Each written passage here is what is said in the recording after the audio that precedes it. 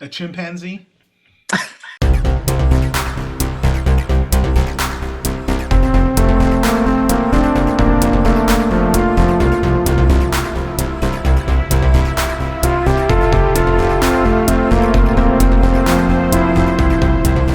Welcome to Curiosity Public's Ultimate Spirits Competition. I'm Dutch. Jules here. Dylan. All right. Dylan is patched in from his off-site location today. Off the coast of Costa Rica? Somewhere. In my bunker. In his bunker, yeah. In this episode, guys, we are going to be reviewing a very popular whiskey known as Weller 107. That's right, Weller 107, Antique 107. For a long time was known as Old Antique, Weller 107, WL Weller. This is a product out of Buffalo Trace. It's a wheated mash bill. It's often got a lot of hype because it's the same mash bill as Pappy Van Winkle and from the same distillery. And it comes in at 107 proof, and bourbon drinkers just heap praise on it. But that's why we're here with our Ultimate Spirits competition, to give it a real rating and to let you guys know where it stands. So before we crack into this, I'll pour ours at least, but Dylan, you want to give us some background history? Yeah, you already talked about everything. So, there's not much to say except how long it's aged. So there's no age statement, but rumor has it it's anywhere between 7 to 8 years. The retail price it's in flux, but the secondary prices and things like that could be crazy. I was asking about one bottle in a liquor store recently, and they said that he would be willing to sell it to me for $250. And I started laughing at him, but he was not happy that I was laughing. So yeah, he was. And he was you said okay. that was just my natural reaction. I just started laughing. So wow. Price has gotten a little crazy on it. Back in the day, you could find it for $40, 30 to $40. These days, I don't think you'll find it much under 50 or 60.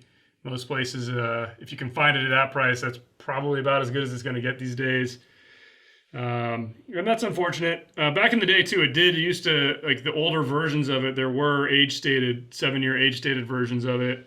But for the past 5-6 years, it's been non-age stated. So let's get into the flavors and taste it and score it, and we'll see you guys in a second. yeah, I think I have a score here. I need a second. All right, we've had some time to score. Let's get into the good. Who wants to go first? Kick us off. I'll go. I'll kick us off. All right. Because of the tape delay, we'll let Dylan go first. Okay, go ahead. So yeah, thank you. I like to lead, not follow.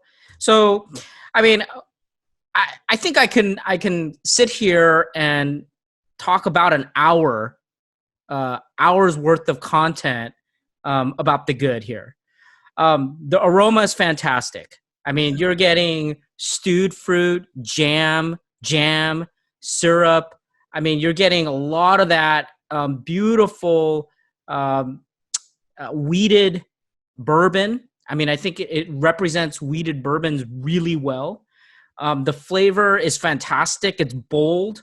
I think the proof is getting up there. I love high proof, and this gets up there, and I like it. It tickles the back of my throat a little bit, but I like the 120 proof, but this is getting up there. The body is fantastic. You pour this, and it's rich. That's the best way I can describe it. The complexity is fantastic. You get all the fruit. You check off everything that a wheater should have, and this is something that I just love because I can sit here and make it my daily bourbon. This is my daily. So, phenomenal. And I'll let Dutch add to that. All right.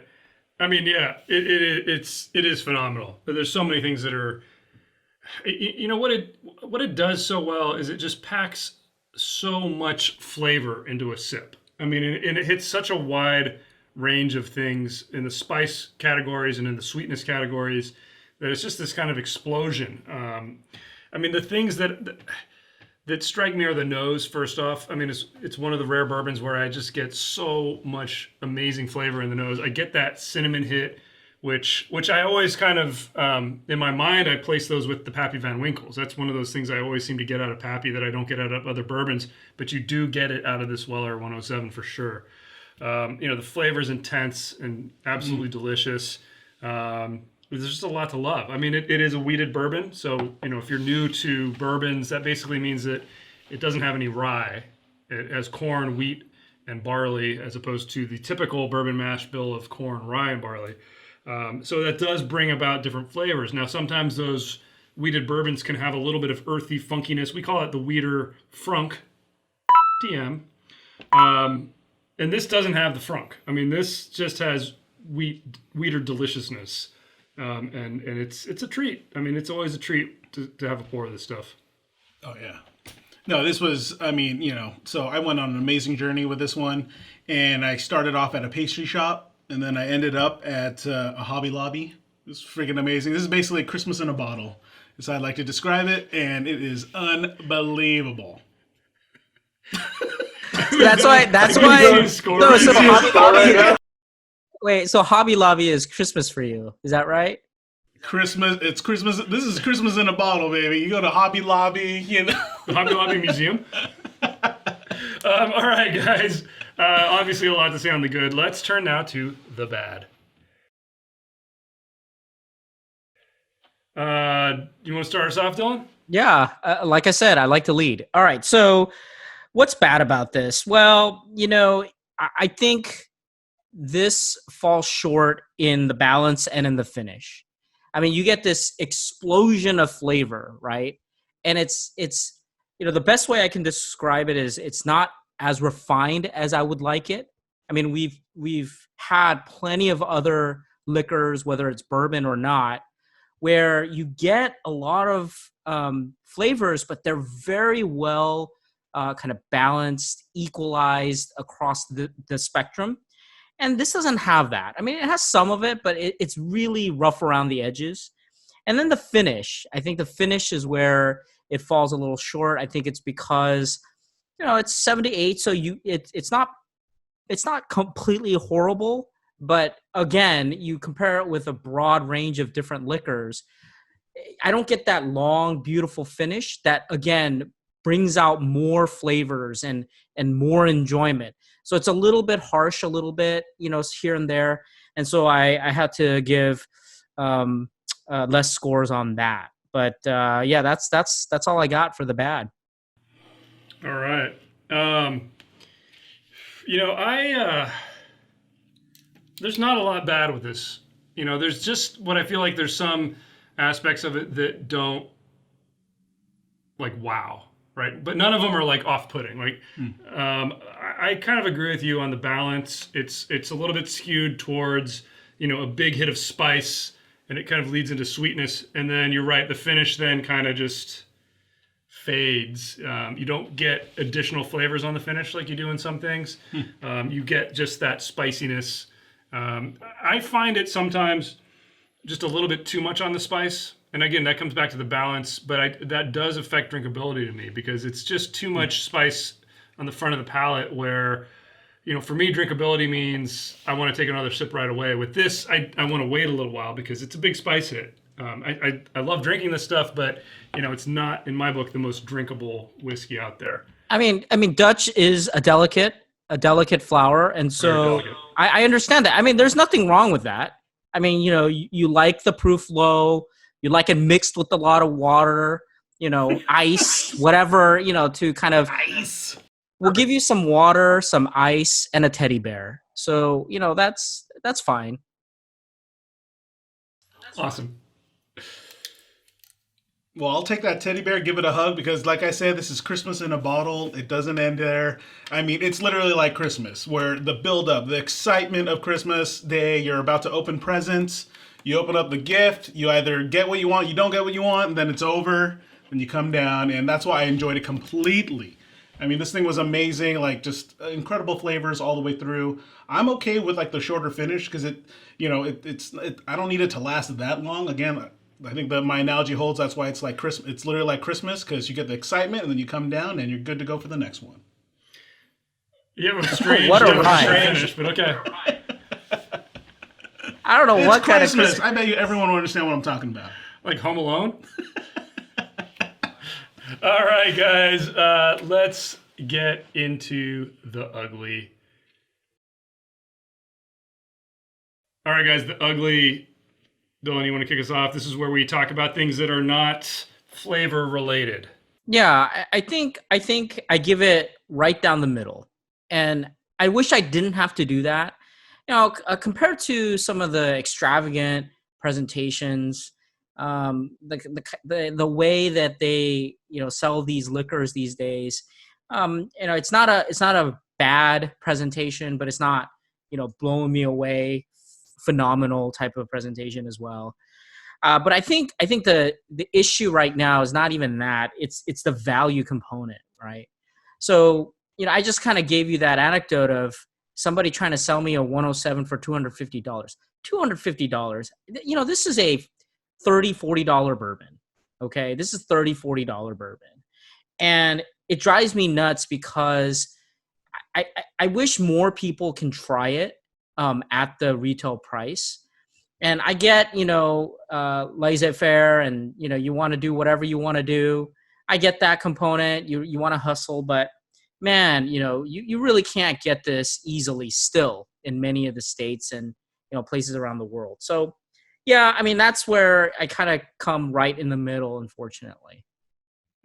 Yeah, I mean, I think the ugliest things about this are related to the value. I mean, you're totally right. I mean, it's delicious bourbon, but this is not $200 bourbon. It's just not. It's not even really $100 bourbon.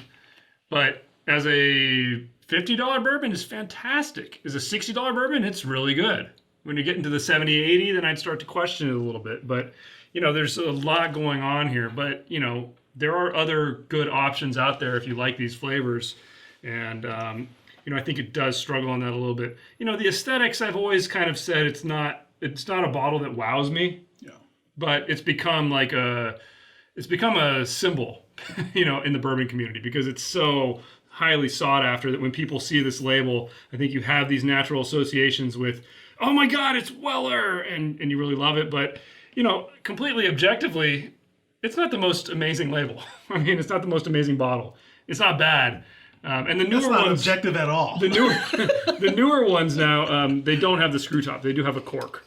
Right. So they have upped their game a little bit, and they've got the gold foil on the top. We'll try to throw up a picture of one of those.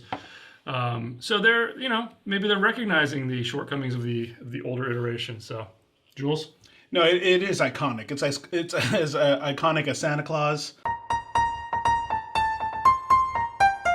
That's why it's amazing. This was awesome. I mean, dude, you're always going to pick this out. It's classic bottle, classic look. I love that they're bringing back the cork top because that is cool and much appreciated. The only ugly, honestly, here is the secondary market because $250 is ridiculous. Above $150, above $100, I don't know. I wouldn't mind getting a $100 Christmas gift. But, yeah, that's, Did you really just compare this bourbon to Santa Claus? It is Santa Claus. It is that iconic. Yeah, but Santa Claus comes It's red and gold, and there's no white, but Man, red and gold. I don't know what to say. Well, the interesting thing is if you have the Weller Special Reserve next to it, you do have the green and red Christmas colors going. Exactly. Iconic, man. And then you get a CYPB, and there's your white. Santa Claus. I mean, I wish I could buy this at Hobby Lobby. Okay. All right, guys. This is not a paid advertisement for Hobby Lobby, by the way. Let's get to our scores.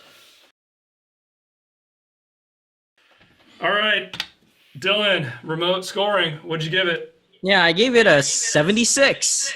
76. All right, I gave it an 81. Wow. 94 all day, baby. This is Christmas. This is diamond, man.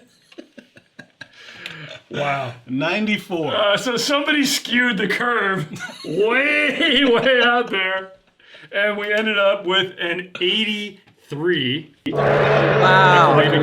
Because we round down here. This is an 83, and an official gold medal in the Curiosity Public Ultimate Spirits competition, thanks to Jules. Yeah, baby. We all get gold in our stuffing. I was gonna say stuffing in Stockings. Stockings. I think we know that Buffalo Trace has been slipping Jules like $10 bills because that's all he needs to inflate his score. Screw that. Slip me the $7. Pappy. $107. Oh wow! I mean, really? A 94? Really? Dude, did you guys not have a good time drinking this thing? Are you Wait, guys 94, crazy? 94 is legendary, right? you That's crazy? the diamond. Yeah. But you know what? Okay, look. Santa Claus is legendary. So I think if you think about the community, I think they would give this a gold.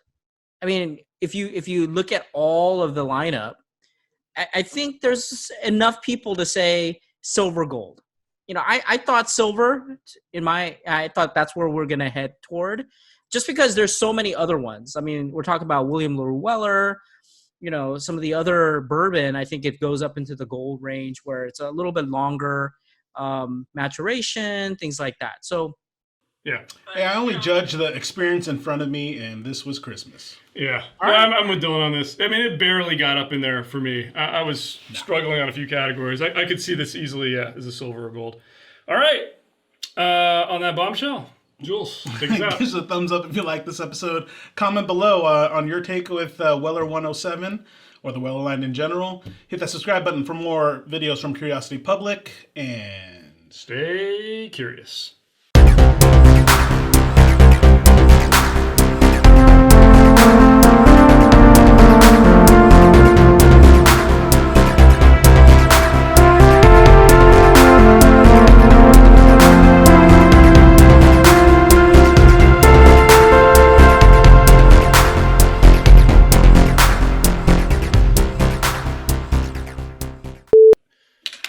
I think Jules can. You know what? I look at this paper, and it's like tens all the way down. And I happen to glance over, and I'm like, wait, 10, 20, 10, 10, 10, 10, 10. I'm like, really, dude? There's nothing better? hey, at least I didn't circle 10 for price. I only gave it a 7.